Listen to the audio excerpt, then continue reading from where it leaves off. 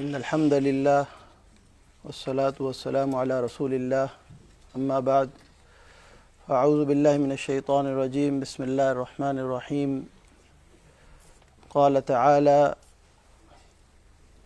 يا أيها الناس إنا خلقناكم من ذكر وأنثى وجعلناكم شعوبا وقبائل لتعارفوا إن أكرمكم عند الله أتقاكم وقال النبي صلى الله عليه وسلم إنما بعثت لأتمم مكارم الأخلاق أو كما قال عليه الصلاة والسلام. Alhamdulillah, vi tackar Allah subhanahu wa ta'ala för denna möjlighet som vi har fått. Vi är tillsammans här för att göra Allah subhanahu wa ta'ala nöjd. Att man tar ut sin tid för Allahs skull i dagens samhälle med de omständigheterna som vi har.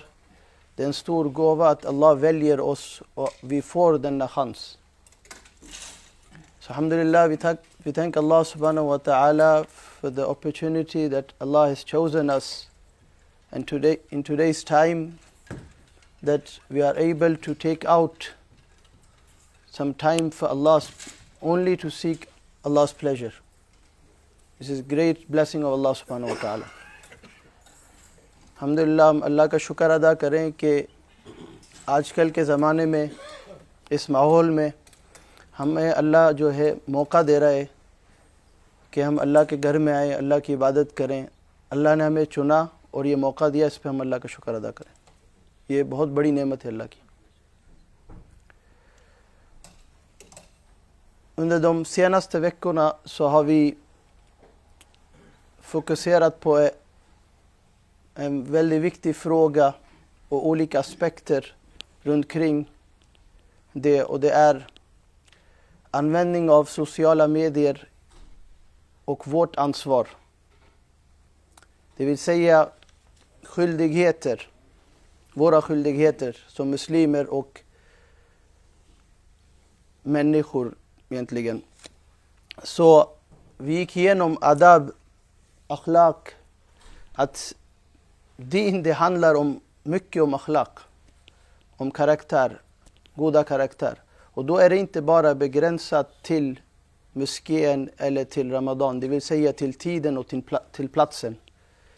Ofta det är en grej som ligger hos oss att vi begränsar tyvärr religionen med platsen och tiden. När jag åker till Mekka eller Medina, när jag är i moskén, när det är Ramadan, det begränsas. Egentligen religionen är för 24/7.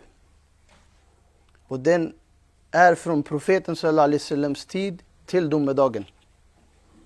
Det finns inga begränsningar att den tillhör bara moskén eller den tillhör bara ett visst land eller viss kultur. Religion, den är fritt från det. Speciellt din, islam, som i förra khutbah också vi pratade om. Profeten sallallahu alaihi wasallam fick en vers från Allah subhanahu wa ta'ala: Al-yawma akmaltu lakum dinakum. Att din är komplett, religionen är komplett. Efter det kan man inte diskutera att det här fungerar inte i dagens samhälle. Det finns någon lösning som vi inte hittar. Det finns riktlinjer för oss som vi inte förstår. Det är bara att fråga rätta personen. Hitta rätt lösning genom rätt person.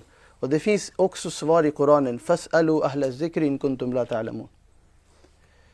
Jag ska, bara för att förstå hur viktigt det är att nå de personer som har rätt kunskap, som vi återigen hela tiden pratar om. Det var en person som hörde någon föreläsare säga det här. Att i Koranen finns lösning för allt.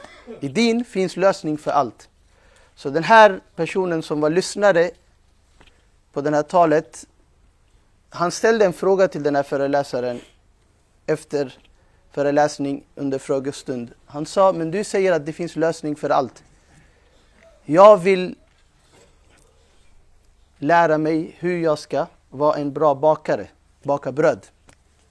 Hitta lösning för mig från Koranen. Den här föreläsaren, han var klok nog. Han blev inte upprörd. Han sa inte astaghfirullah vad du gör. Du ifrågasätter Koran eller du ifrågasätter anzil nasa manazilahum. Det är också sunna av profeten sallallahu alaihi wasallam. Att förklara till personen på deras nivå. Vad han gjorde när den här samlingen var klar. Han sa följ med mig, heja bina, följ med mig, vi går tillsammans. Han gick till en bageri. Och han sa, fråga honom nu hur man bakar bröd. Han sa, men jag frågar dig, hitta i Koranen.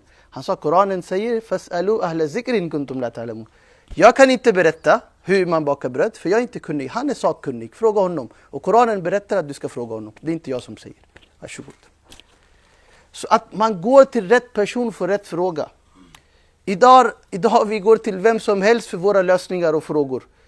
Och sen därför, det var ett specifikt land, en person hamnade där. Och han efteråt, han sa, hur upplevde du folket där i det landet? Han sa, kullu tabib wa kullu mufti. Varenda en person är läkare och varenda en person är mufti. När jag blir sjuk och jag har så istället för att gå till läkare, de har 10 olika botningsmedel för mig. De testar på mig. Jag är försökskanin för dem. Och när jag har hamnat något kris inom religionen, de har 10 olika fatwa för mig. Så jag är ute och cyklar, jag vet inte vad jag ska göra mellan de här folk. Så istället för att, du vet, tänk Abu Bakr radiyallahu an, den bästa efter profeterna. Vad gör han? Han blir tillfrågad av en fråga och profeten sallallahu alaihi wasallam finns den tiden. Så han säger till den här personen, kom med mig, vi går och frågar profeten sallallahu alaihi wasallam. Idag, om vi hänger med någon och vi tror vi har blivit sakkunniga efter några veckor, jag kan. Låt mig förklara, jag har studerat arabiska några månader nu. Låt mig öppna Koranen och förklara. Vi vågar inte göra det samma sak när det gäller läkarbesök. Låt oss gå till en läkare och få medicin. Men när det gäller religionen, du går till en person, mashallah, jag öppnar Koran, jag kan arabiska, jag tolkar Koran som jag vill, jag tolkar hadith som jag vill och jag förklarar. Du följer vad jag tycker. Eller du följer själv vad du tycker. Alhamdulillah, din är enkel, men samtidigt det finns riktlinjer att följa. Det är jätteviktigt. Fas'alu ahla zikrin kuntum la ta'lamun, lär oss att vi ska hålla till de lärda personer. Och det kommer hjälpa oss. Även om vi inte märker, även om vi tror vi kan mycket. So, I was quoting this ayah from Quran and to make this story short, that one of the speaker, he said about that every problem or every situation in your life, there is a solution in deen, in Quran, hadith, and if you look truly, you will find. So one simple person, he asked, I need to learn how to bake bread, So this person, this speaker, this alim, he took him to one bakery and he told him to learn from him. He will teach you. So this guy get upset and he said, no, I want to learn from you because you're saying solution is in the Quran. He said, فَاسْأَلُوا أَهْلَ الذِّكْرِ إِن كُنْتُمْ لَا تَعْلَمُونَ. To ask person who knows, and this is his field, you should ask him. So Quran is teaching us to get connected with the right person on right time. Don't go here and there to ask people who don't know, or you think they know but they don't know. So find out right person for right problem.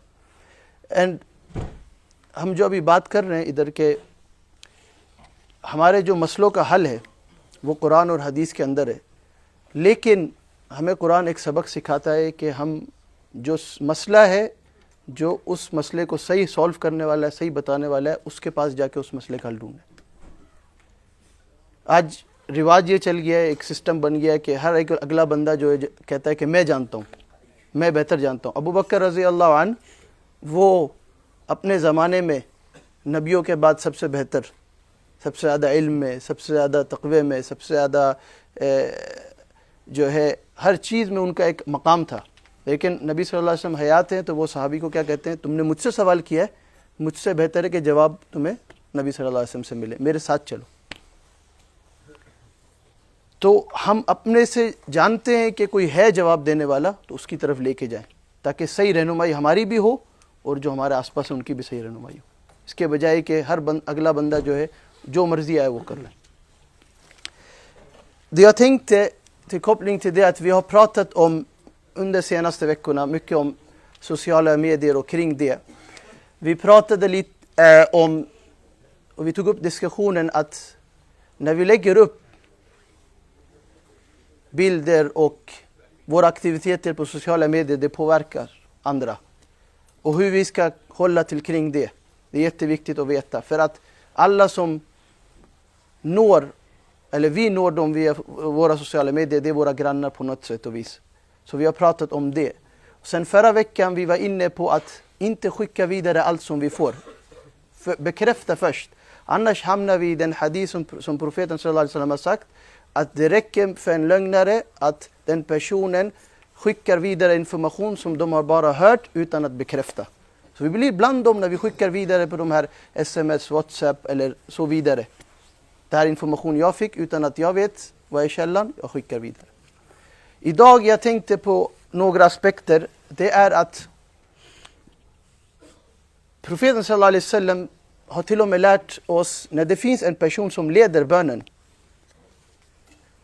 Den här personen ska vara försiktig. När du leder och du ska läsa, då ska det vara, din röst vara så hög så att de som är bakom dig hör, inte mer än så. Så att det inte stör andra.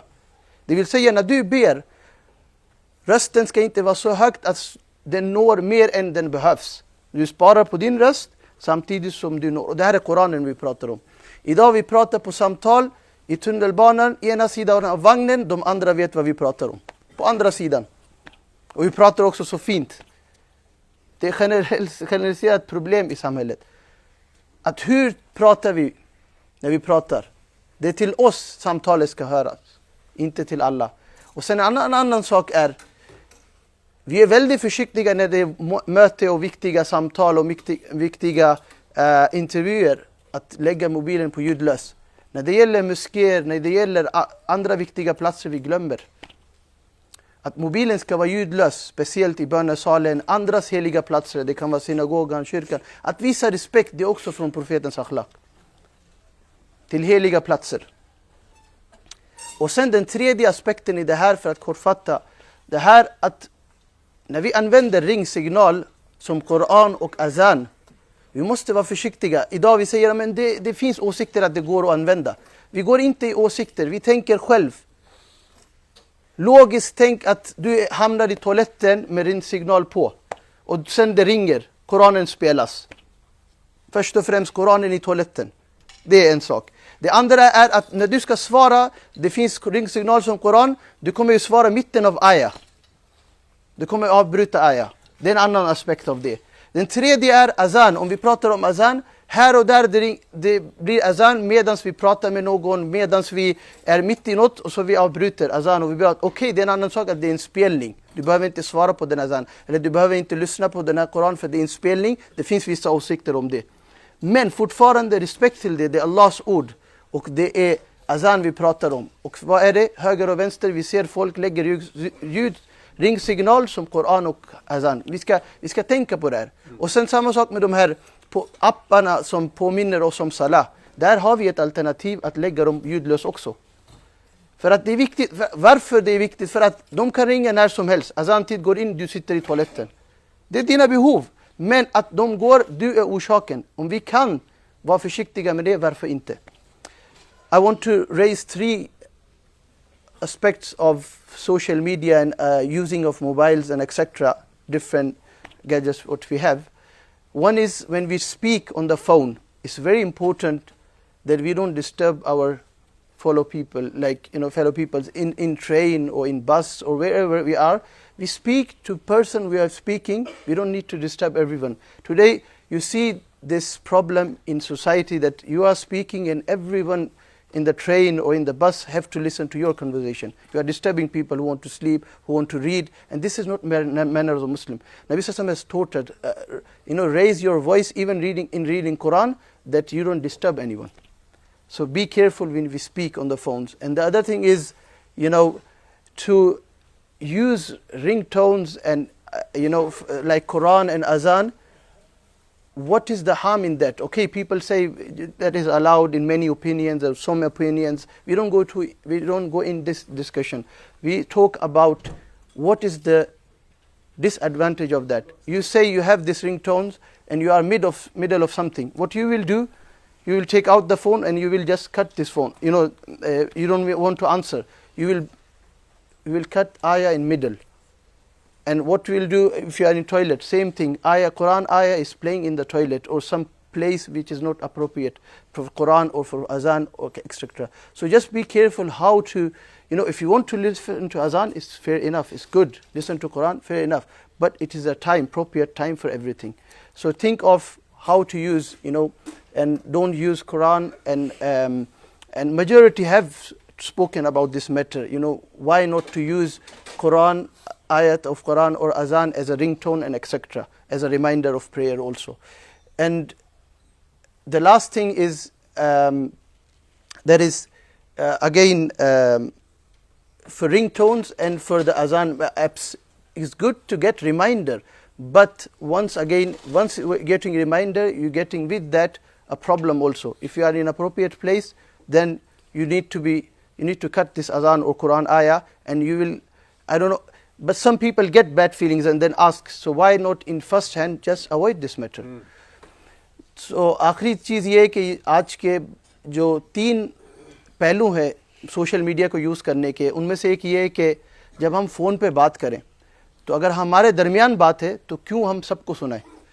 उसको इतनी देखें, कुरान के अंदर भी नबी सल्लल्लाहु अलैहि वसल्लम ने, कुरान को पढ़ने में भी नबी सल्लल्लाहु अलैहि वसल्लम ने हमें सबक सिखाया है कि इतनी आवाज़ रखो जितनी आप दूसरों को डिस्टर्ब ना करो। यहाँ तक आया है कि तहज्जुद की नमाज में आप उठो तो लोगों को डिस्टर्ब ना करो। आज हम फ़ोन पे बात कर रहे हैं, कोई सो रहा है, कोई ट्रेन में सो रहा है, कोई कुछ पढ़ रहा है, कोई और कुछ काम कर रहा है, उसको हम सबको डिस्टर्ब कर रहे हैं अपने एक फ़ोन कॉल की वजह से। तो बात करें, उसके भी मैनर्स है, नबी सल्लल्लाहु अलैहि वसल्लम ने कितनी आवाज़ रखनी है, किसको, और अपने तक हम जो है उसको रखें। दूसरी चीज़ ये है कि जो रिंग टोन्स वगैरह हैं फ़ोन के ऊपर हैं, तो उसको हम ख्याल रखें कि चलें, हम कहते हैं भाई कि इसमें गुंजाइश है, कुछ उलमा कहते हैं गुंजाइश है, लेकिन ये चीज़ का सोचें हम कि भाई आपकी रिंग टोन या आपकी अजान की, आपने अजान रखी है, कुरान रखा है, उसकी वजह से आप कहीं और हैं और उसकी बेदबी ना हो रही हो।